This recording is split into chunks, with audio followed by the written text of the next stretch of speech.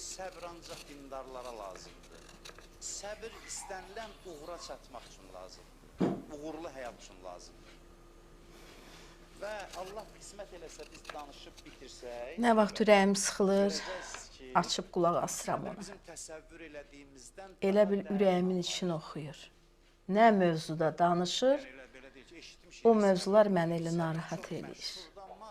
Araşdırılmayıb. Mən də ilk dəfədir səbr haqqında silsilə söhbət edirəm. İngilizcə danışmamışam. Səbr bizim düşündüyümüzdən Allah rəhmət eləsin. Amin. Deyirəm ki, Allah Teala belə yaxşı adamları necə tez aparır. Amma yenə də özü bilən məsləhətdir.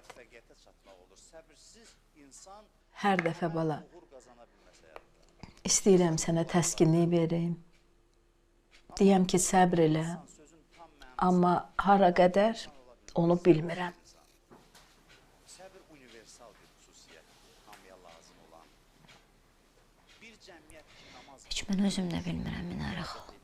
Allah o qumar çıxaranın evin yıxsın.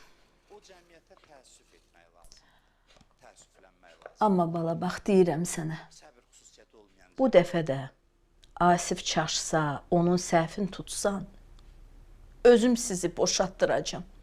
Boşatdıracam vəssalam.